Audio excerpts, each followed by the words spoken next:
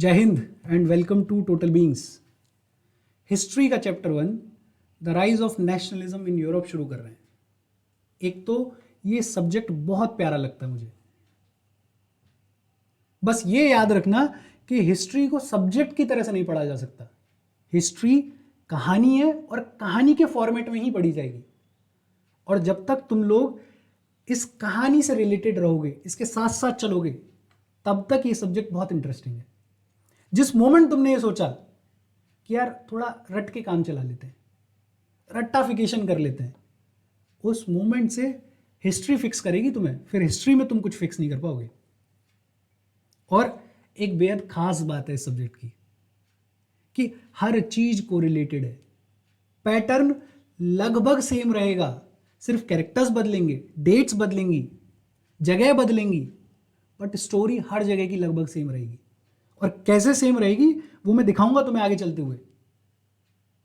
अच्छा, the rise of nationalism in Europe, ये heading सुनते ही तुम्हारे दिमाग में दो सवाल आने चाहिए।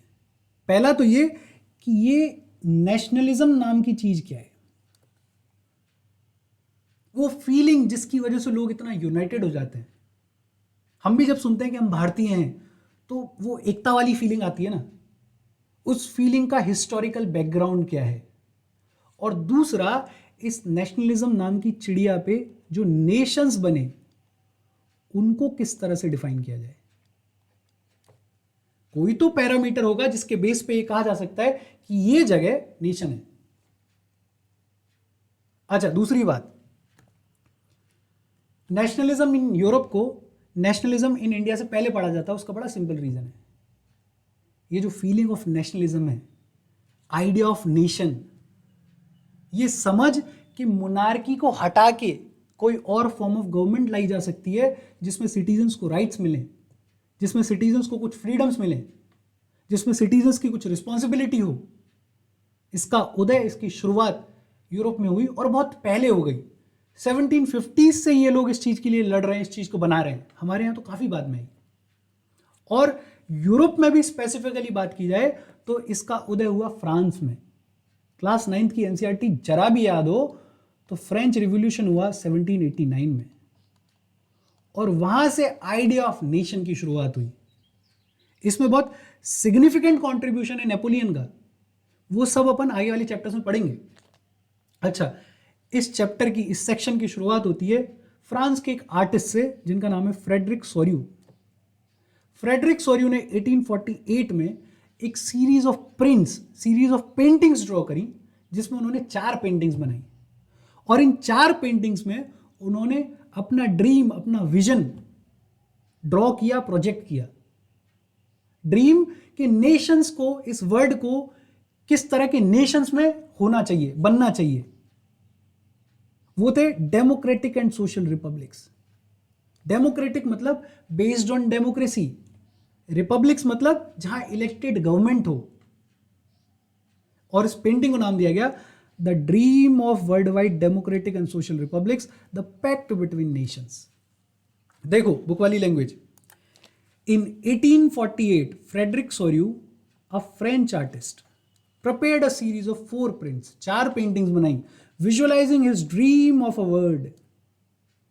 दुनिया को लेके अपना सपना कि दुनिया कैसी होनी चाहिए, दुनिया में कैसे नेशंस होने चाहिए, made up of democratic and social republics, based on democracy and जहां पे इलेक्टेड गवर्नमेंट हो। और देखो मैं क्यों कहता हूं कि हिस्ट्री कोरिलेटेड है। यूरोप में फ्रेडरिक सोर्यू की पेंटिंग नेशनलिज्म को दिखाती है।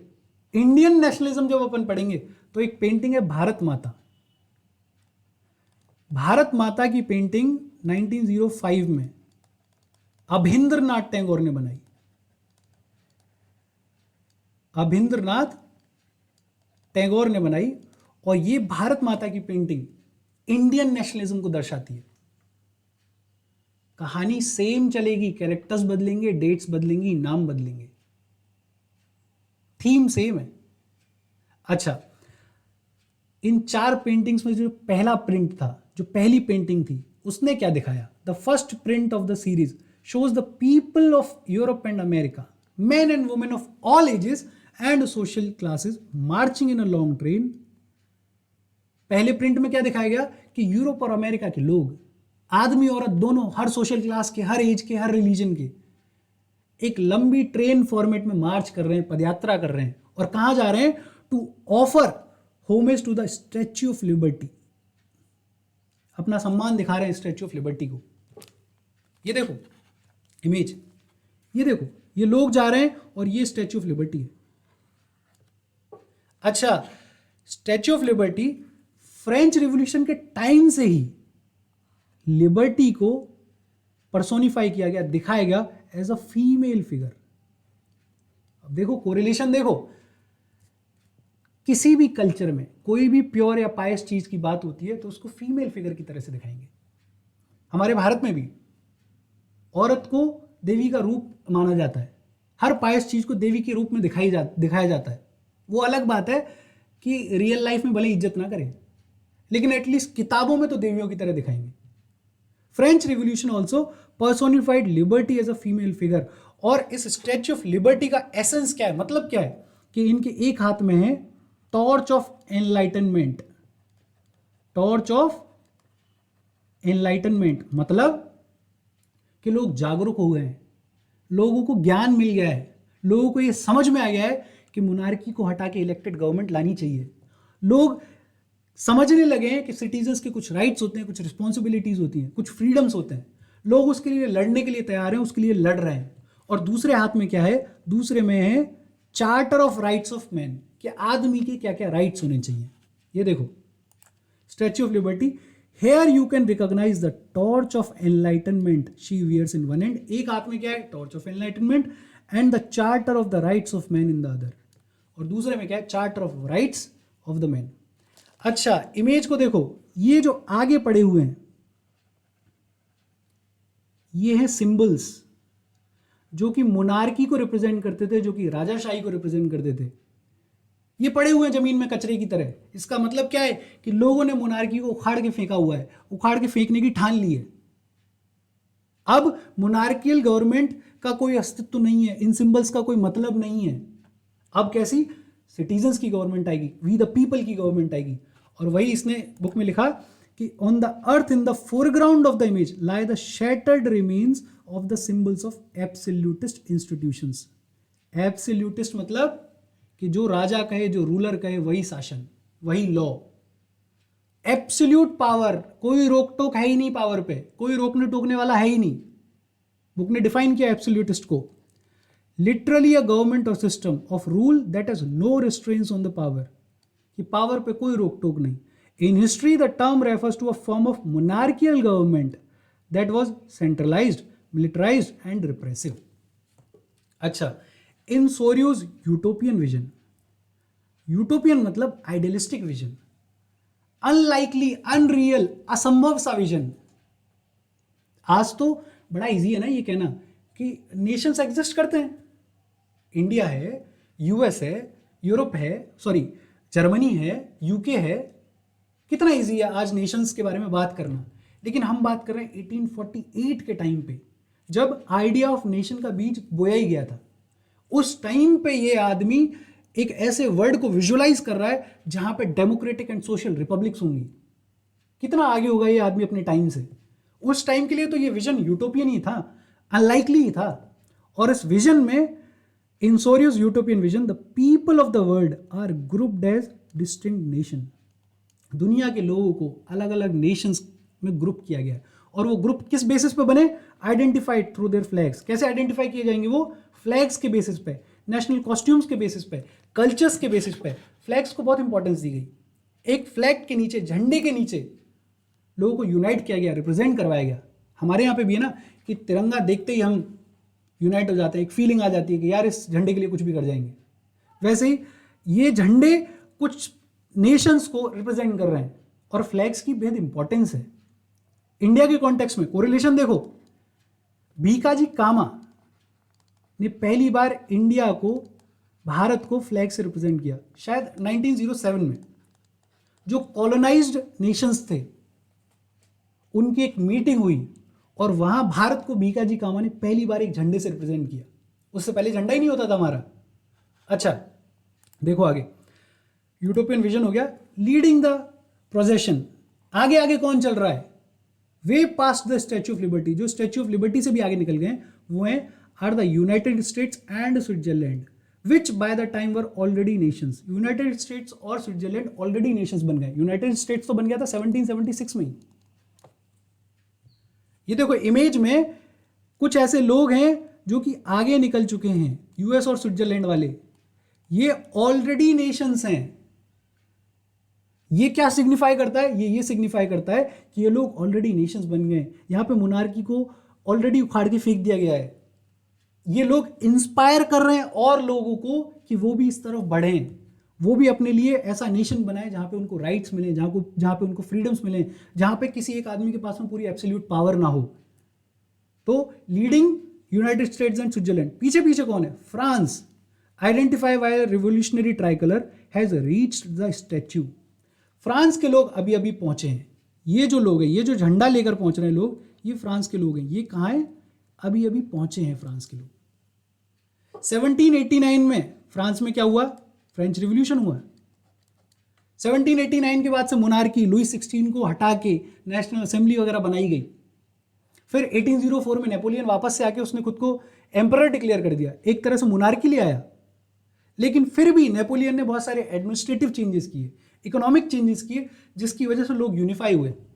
लेकिन जब 1815 में फाइनली नेपोलियन हार गया बैटल ऑफ वाटरलू में, तो जो लोग जीते उनकी एक मीटिंग हुई जिसे बोलते हैं वियना कांग्रेस या वियना सिस्टम, वो आगे चैप्टर्स में पढ़ेंगे। और उस वियना सिस्टम में मोनार्की को वापस लाने की कोशिश की गई।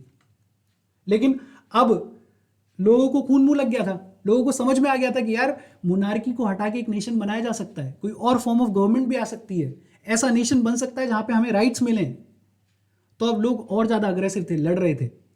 तो फ्रांस के लोग, ये पिक्चर क्या सिग्निफाई कर रही है? फ्रांस के लोग अभी स्टैच्यू ऑफ लिबर्टी पे पहुंचे ही हैं कि नेशन बनाई है लेकिन पूरी तरह से नहीं बना, अभी चल रहा है सिस्टम। अच्छा, फ्रांस को कौन फॉलो कर रहा है? France is followed by the people of Germany bearing black, red and gold flag. France के पीछे कौन आ रहा है? ये जर्मनी के लोग। इंटरेस्टिंग बात क्या है? इंटरेस्टिंग बात आगे दी हुई है। इंटरेस्टिंग बात यह है कि interestingly at the time of Sorrieu, at the time when Sorrieu created this image, जब सोर्यू ने ये इमेज बनाई, German people did not yet exist as a united nation.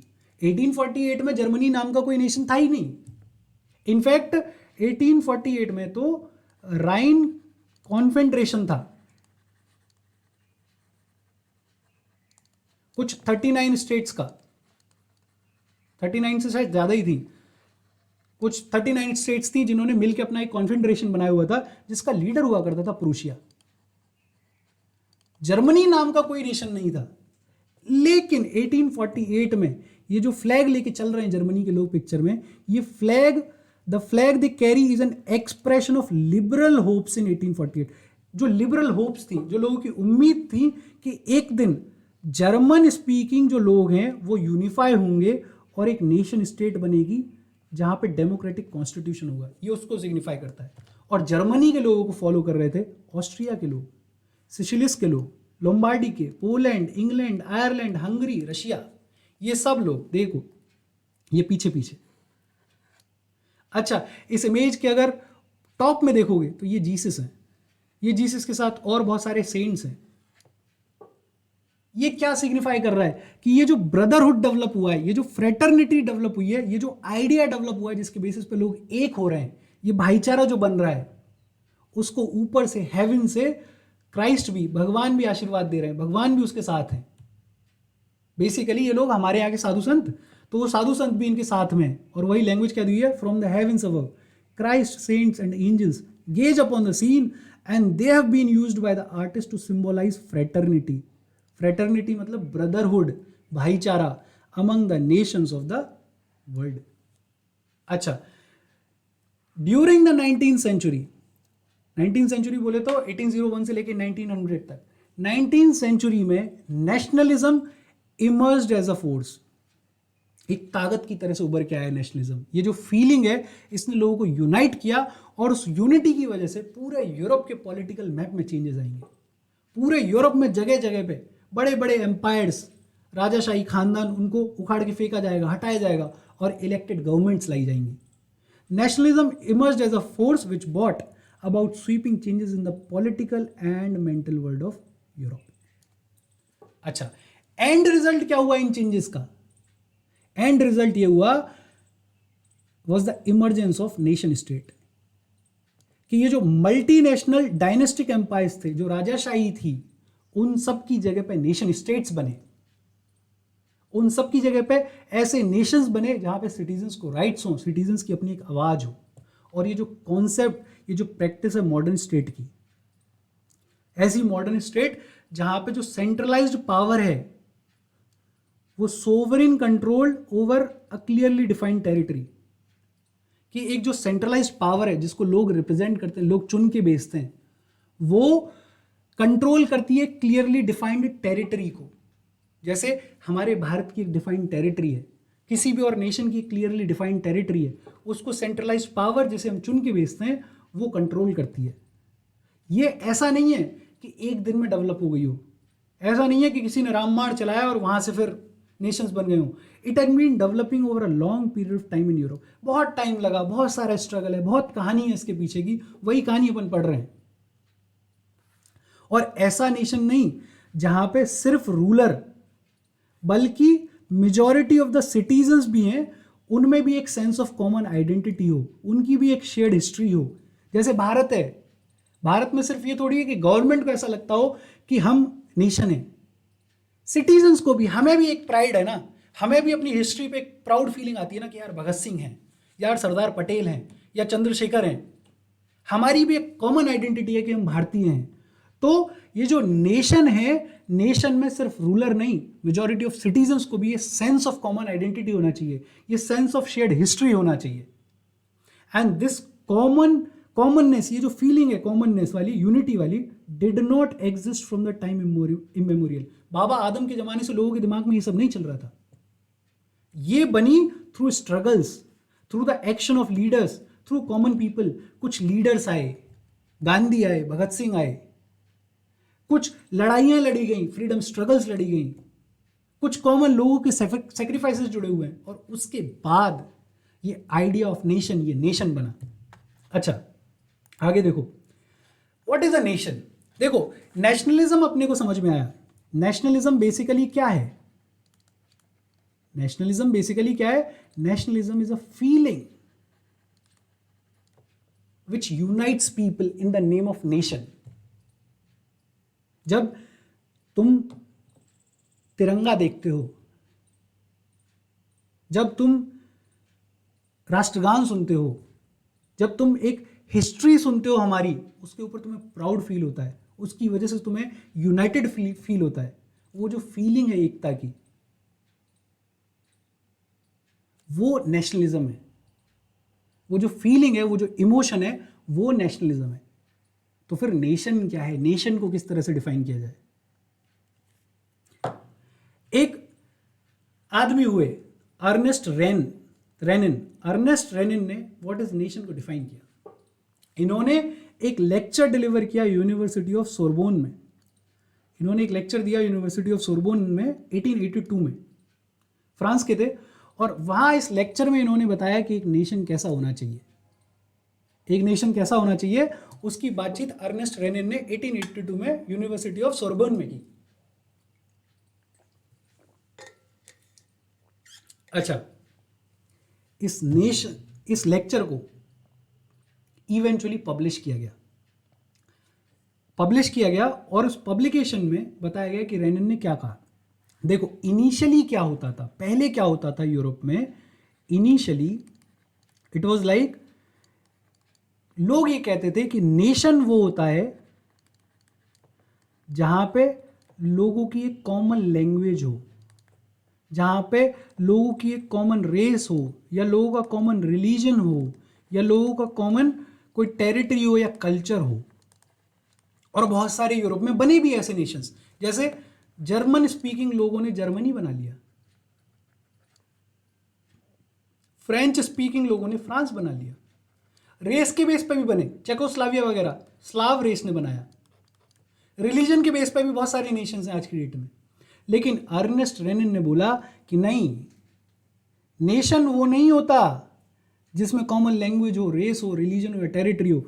In his essay Renan criticised the notion suggested by others that a nation is formed by common language, race, religion and territory. Renan ने इसको criticise किया और कहा कि nation वो नहीं होता. और इंडिया तो इसका बहुत अच्छा एग्जाम्पल है. हमारे यहाँ ना कॉमन लैंग्वेज है, ना कॉमन रेस है, ना कॉमन रिलीजन है, टेरिटरी है बस. लेकिन उसके बावजूद भी one of the most successful democratic Nations in the world is India. तो फिर रेनिन ने क्या कहा कि नेशन क्या होता है? तो इन्होंने बोला द नेशन, बहुत important, a nation is the culmination of the long past of endeavours, sacrifice and devotion. A heroic past, great man, glory, that is the social capital upon which one bases a national idea. एक nation वो होता है जहां पे एक लंबा struggle हो, एक हिस्टोरिक पास्ट हो जिस पे लोग प्राइड फील करते हों, सेक्रीफाइसेस की कहानी हो. 23 साल की उम्र में भगत सिंह को फांसी दे दी गई. चंद्रगुप्त हो जहां पे महाराणा प्रताप हो, जहां पे अकबर हो. एक लॉन्ग पास्ट हो जिसके लिए लोग डिवोटेड हों, जिसके लिए लोग फील करते हो स्ट्रांगली. कुछ ग्लोरियस मैन हो, कहीं गांधी हो तो कहीं चंद्रशेखर हो, कहीं पटेल हो तो कहीं नेहरू हो. और जब इस ग्लोरियस पास्ट से लोग जब कोरिलेट करते हैं, खुद को जुड़ा हुआ महसूस करते हैं, तब एक नेशन बनने की शुरुआत होती है, तब एक नेशन बनता है. अर्नेस्ट रेन ने फिर आगे कहा to have common glories in the past, to have common will in the present. कि पास्ट की एक कॉमन ग्लोरी कि यार हमने लड़ाई लड़ी इस नेशन को बनाने के लिए, और एक common will in the present कि यार इस देश को बहुत ऊंचाई तक लेकर जाना है. वो जो जिद है, वो जो कॉमननेस की फीलिंग है, उसके थ्रू, उसकी वजह से बनता है एक nation. To have a common glories in the past and to have common will in the present, to have performed great deeds together, to wish to perform still more. कि बड़े बड़े काम साथ किए हों देश के लिए और आगे भी करने की इच्छा हो. These are the essential conditions of being a people. We the people of India, हम भारत के लोग. क्यों है हम भारतीय? सिर्फ एक टेरिटरी हमको डिफाइन नहीं करती ना. कल को हम पाकिस्तान पकड़ लें, कब्जा ले लें, टेरिटरी तो और बढ़ जाएगी. इधर से बांग्लादेश भी ले लें, और बढ़ जाएगी टेरिटरी.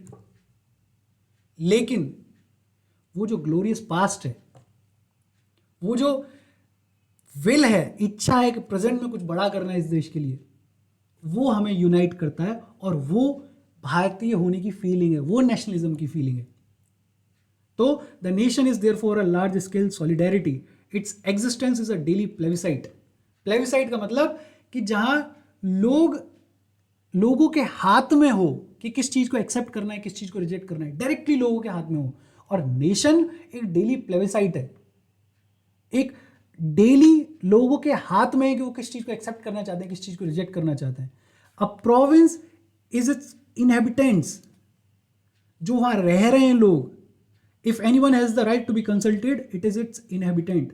कि एक नेशन को लेके अगर किसी को राइट है कि उनसे पूछा जाए, उनसे जाना जाए नेशन के बारे में, तो वहां जो लोग रह रहे हैं उनसे पूछा जाना चाहिए.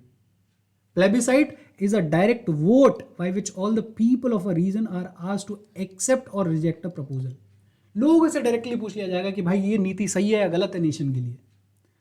और एक नेशन को कभी ये इंटरेस्ट नहीं होता कि वो किसी और नेशन को एनेक्स कर ले, किसी और नेशन को अपनी कॉलोनी बना ले, या किसी और नेशन की जगह को हत्या ले. A nation never has a real interest in annexing और holding on to the country against its will. हम भारत के लोग, भारत हम कब चाहते हैं? हम नहीं चाहते, हमें नहीं चाहिए किसी और की जमीन. हमारे पास रहे और उसमें हम ग्रो करें. नेशन वो होता है जो किसी और को एनेक्स करना नहीं चाहता. वो अलग बात है कि पाकिस्तान वाले खुद देना चाहते हैं, उनके वो कीड़ा है कि वो चाहते हैं कि नहीं थोड़ी सी हमारी ले लो, जब तक नहीं लोगे तब तक लड़ते रहेंगे. Existence of a nation is a good thing and a necessary thing. Nation को, एग्जिस्टेंस नेशन का अच्छा भी है और जरूरी भी है. और इस एग्जिस्टेंस की वजह से नेशन है, तभी गारंटी ऑफ लिबर्टी है. जो हमें राइट्स मिल रहे हैं, जो हमें आज़ादी मिल रही है, वो नेशन होने की वजह से ही है. नेशन ही ना हो, राजाशाही आ जाए, तो फिर तो जो राजा कहेगा वो चलेगा. This existence of nation guarantees liberty which would be lost if the world had only one law and only one master, अगर दुनिया में एक ही लॉ होता और एक ही मास्टर होता तो ये जो है लिबर्टी, ये जो हम राइट्स की बात कर रहे हैं, ये सब खो जाता। अच्छा, इसके बाद फ्रांस की कहानी है, थोड़ा बहुत पढ़ के आ जाना, बाकी अपन पढ़ेंगे। कोई डाउट, कोई सजेशन हो तो प्लीज़ कमेंट। मैं थोड़ा एक्साइटेड रहता हूँ हिस्ट्री पढ़ाते टाइम पे। अभी ये वीडियो मैं खुद भी देखूंगा और देखूंगा कि मेरे को क्या इंप्रूव करना है। कुछ इंप्रूवमेंट का भी स्कोप हो तो मेरे को बता देना। बाकी बस अपना ध्यान रखो, माता पिता का ध्यान रखो, सब्सक्राइब कर लो, शेयर कर दो अगर कंटेंट अच्छा लग रहा हो तो। Thank you very much.